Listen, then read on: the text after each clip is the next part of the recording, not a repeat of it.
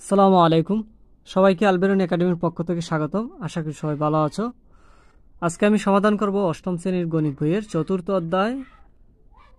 অধ্যায়ের যে অনুশীলনী আছে, এই অনুশীলনীর আমি আজকে 1 থেকে 5 পর্যন্ত অঙ্কের সমাধান করব। তো চলো শুরু করা যাক।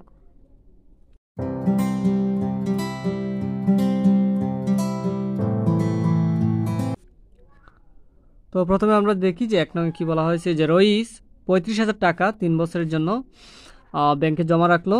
যদি সরল মুনাফার হার 7% হয়, তবে 3 বছর পরে রইসের কত টাকা মুনাফা হবে? তো দেখো এখানে যে তথ্যগুলো দেওয়া আছে, যে এত টাকা 3 বছরের জন্য ব্যাংকে জমা রাখলো। তো এই 35,000 টাকা হচ্ছে তার প্রিন্সিপাল বা আসল। এত টাকা সে জমা রাখছে 3 বছরের জন্য। তো এটা হবে এন এর মান। আমরা জানি সময়কে এন দ্বারা প্রকাশ করা হয়। তো এটা হবে এন এর মান। আর এখানে দেওয়া আছে যে মুনাফার হার। তো মুনাফার হার আমরা জানি আর দ্বারা প্রকাশ করা হয়। তো আর এর মান হচ্ছে যে 7%। আমাদেরকে বের করতে হবে মুনাফা বা আই এর মান কত, ইন্টারেস্ট। মুনাফার ইংলিশ হচ্ছে যে ইন্টারেস্ট। তো আমাদেরকে মুনাফা বের করতে হবে। তো আমি এখানে সময়ের স্বল্পতার কারণে লিখে রেখেছি আগেই সমাধানটি। তো দেখো প্রথমে আমরা এইভাবে লিখব যে পিকিউএল অর্থাৎ প্রিন্সিপাল বা আসল হচ্ছে যে 35,000 টাকা, আর এন হচ্ছে 3 বছর। আর এর মান হচ্ছে 7% বা 100/7। যদি হতো 10% তো আমরা লিখতাম 100/10। যদি 15% হতো আমরা লিখতাম 100/15। তো যেহেতু 7% তাই আমরা লিখেছি 100/7। তো পরে আমি 100 দিয়ে ভাগ করেছি, দশমিকে নিয়ে আসছি মানটি। কারণ হচ্ছে যদি দশমিক আমি নিয়ে আসি তাহলে আমাদের অঙ্ক করতে সুবিধা হবে। আর যদি এভাবে ভগ্নাংশ আকারে রেখে দিই তাহলে আমাদের অঙ্ক করতে অসুবিধা হবে। তো আমরা যেটি করব, পার্সেন্টকে সবসময় দশমিকে নিয়ে আসব। তো 100/7। তো আমি 7কে যদি 100 দিয়ে ভাগ করি তাহলে আসবে 0.07। আর আয়ের মান আমাদেরকে এখন বের করতে হবে। তো আমরা জানি যে আই ইকুয়াল বা মুনাফা ইকুয়াল হচ্ছে যে PRN। এটা আমরা জানি সরল মুনাফার সূত্র, যে আই ইকুয়াল PRN। তো যেহেতু মুনাফা বের করতে হবে তো আই জায়গা থাকবে, আর এদিকে আমরা মান বসাবো যে পি এর মান হচ্ছে যে 35,000 আর আর হচ্ছে 0.07। 7%কে আমরা দশমিকে নিয়ে আসছি, 0.07। আর এন হচ্ছে 3 বছর। তো আমরা যদি এবার তিনটি সংখ্যাকে গুণ করি তাহলে আসবে যে 7,350 টাকা। তো এটা হচ্ছে তার মুনাফা। আশা করি বুঝতে পেরেছ। এরপরে দেখি আমরা 2 নঙ্গে কি বলা হয়েছে, যে জেবিন তার বন্ধুর সঙ্গে ব্যবসায় শেয়ার থেকে 6 মাসে 23,000 টাকা মুনাফা পেল। মুনাফার হার 8% হলে ওই ব্যবসায় জেবিনের মূলধন কত? তো মূলধন বা আসল একই জিনিস। তো আমাদেরকে পি এর মান বের করতে হবে। মূলধন কত বা আসল কত? তো আসলকে আমরা জানি পি দ্বারা প্রকাশ করা হয়। আর দেখো যে 6 মাসে, এখানে মাস দেওয়া, 6 মাসে সে এত টাকা মুনাফা পেল। তো এটা হচ্ছে আয়ের মান। আর 8% হার, তো এটা হচ্ছে আর এর মান। তো আমরা এখন মূলধন বের করব বা পি এর মান বের করব। তো আমরা এখানে লিখব যে যে ইনফরমেশনগুলো দেওয়া আছে, যে এখানে আয়ের মান হচ্ছে 23,000 টাকা। সে মুনাফা পেয়েছিল 6 মাসে, যে 23,000 টাকা, এটা হচ্ছে আয়ের মান। আর এন হচ্ছে যে 6 মাস।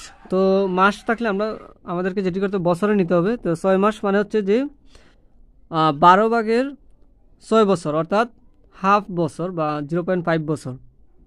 চাইলে আমরা এটাকে দশমিকও নিতে পারি। তো 6 মাস আমরা এইভাবে লিখব। যদি 6 মাস হয় বা 8 মাস হয়, যদি 8 মাস হয় আমরা লিখব 12/8 বছর। যদি হয় 10 মাস তো আমরা লিখব যে 12/10 বছর। এরকমভাবে আমরা লিখব যদি মাসে দেওয়া থাকে।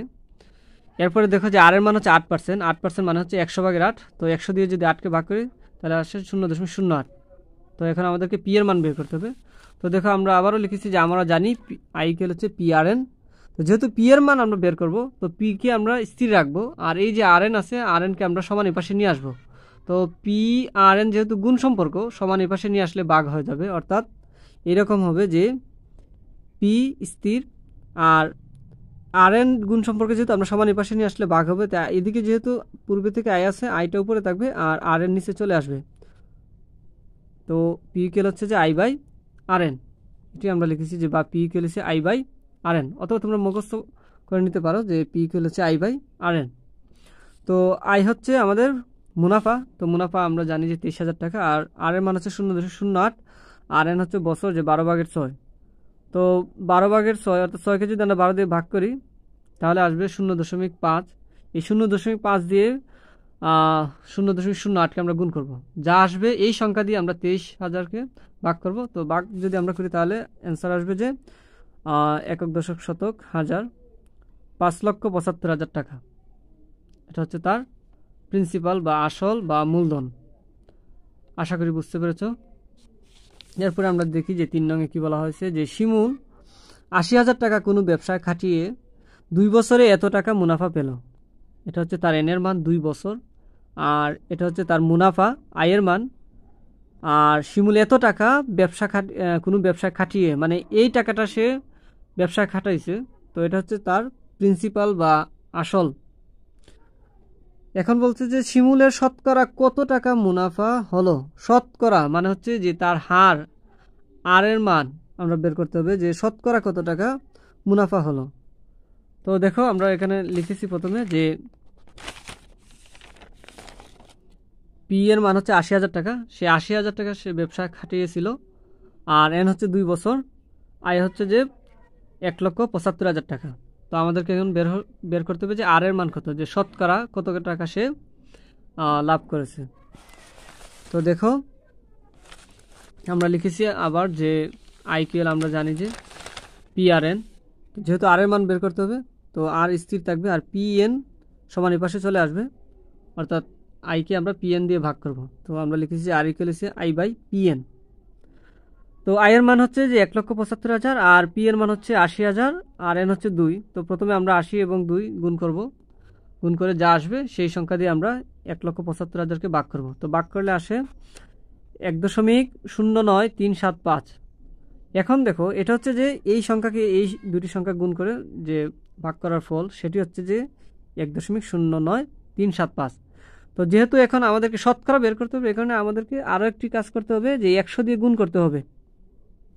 তো যদি আমরা 100 দিয়ে গুণ করি তাহলে আসবে 109.375%।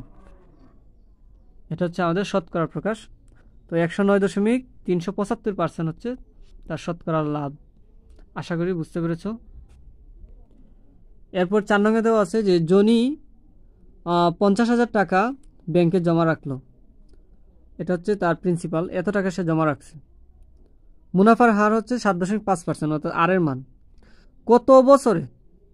তো আমাদেরকে এন এর মান বের করতে হবে, কত বছরে জনি এত টাকা মুনাফা পাবে। এটা হচ্ছে আয়ের মান, মুনাফা পাবে, এত টাকা মুনাফা পাবে।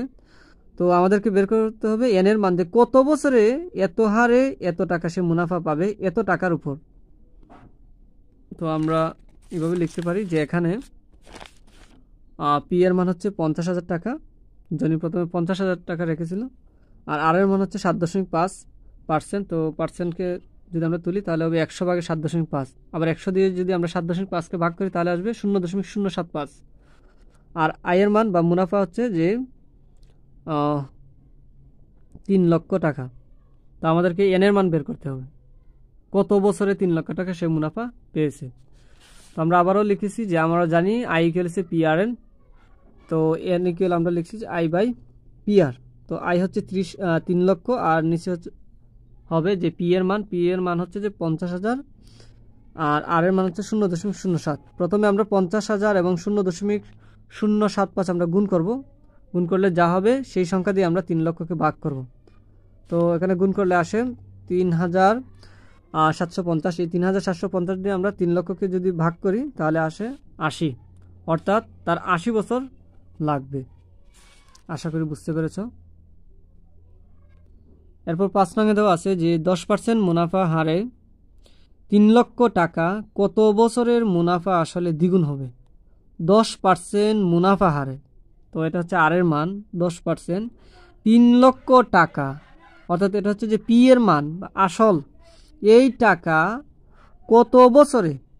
তো আমাদেরকে এন এর মান বের করতে হবে, মুনাফা আসলে দ্বিগুণ, অর্থাৎ মুনাফা এবং আসল দুটা যোগ করলে আর দ্বিগুণ হবে। এর দ্বিগুণ হবে, আসলের দ্বিগুণ হবে। তো আমরা এইভাবে লিখতে পারি যে পি হচ্ছে যে 3 লক্ষ টাকা এবং আর হচ্ছে যে 10% বা 100/10, বা 0.1। এবং মুনাফা আসল, অনেকে এখানে ভুল বুঝতে পারে যে মুনাফা এটা মনে হয় সম্ভবত বিয়োগ, না, মুনাফা আসল এই দুটি কথাকে সংযোগ করা হয়েছে, যে মুনাফা এবং আসল দুটি মিলে হচ্ছে যে দ্বিগুণ। কের দ্বিগুণ? আসলের দ্বিগুণ। তো আসল হচ্ছে 3 লক্ষ, তো 3 লক্ষকে আমরা 2 দিয়ে যদি গুণ করি তাহলে আসবে 6 লক্ষ। অর্থাৎ এই 6 লক্ষ হচ্ছে যে মুনাফা এবং আসল মিলে, মুনাফা এবং আসল মিলে হচ্ছে যে 6 লক্ষ। তো এখন যদি আমরা মুনাফা বের করতে চাই তাহলে আমাদেরকে যেটি করতে হবে, এই 6 লক্ষ থেকে আসল বিয়োগ করতে হবে। তা আসল হচ্ছে আমাদের 3 লক্ষ, তো মুনাফা আসল থেকে যদি আমরা আসল বিয়োগ করি তাহলে শুধু মুনাফা থাকবে। এই 6 লক্ষ হচ্ছে যে মুনাফা এবং আসল মিলে, অর্থাৎ এখানে মুনাফা আছে, আসলও আছে। তো আমরা যদি এবার মুনাফা বের করতে চাই, এই 6 লক্ষ টাকা থেকে আমরা যদি আসল বিয়োগ করে দিই তাহলে আমরা মুনাফা পাবো। অর্থাৎ মুনাফা হচ্ছে 3 লক্ষ টাকা, আমাদের আসলও হচ্ছে 3 লক্ষ টাকা, আর হচ্ছে 0.1। এবং এখন আমরা যেটি করবো যে এন এর মান বের করব। তো আমি লিখেছি যে আমরা জানি I equal P R N, তো এন ইকুয়াল হচ্ছে আই বাই পি আর। তো আই এর মান হচ্ছে 3 লক্ষ এবং পি এর মান হচ্ছে 3 লক্ষ, আর হচ্ছে 0.1। তো প্রথমে আমরা 0.1 দিয়ে 3 লক্ষকে গুণ করব, গুণ করলে আসে 30,000। তো 30,000 দিয়ে 3 লক্ষকে যদি আমরা ভাগ করি তাহলে আসবে 10, অর্থাৎ তার 10 বছর সময় লাগবে। আশা করি সবাই বুঝতে পেরেছো। তো আজকে এই পর্যন্ত, আল্লাহ হাফেজ।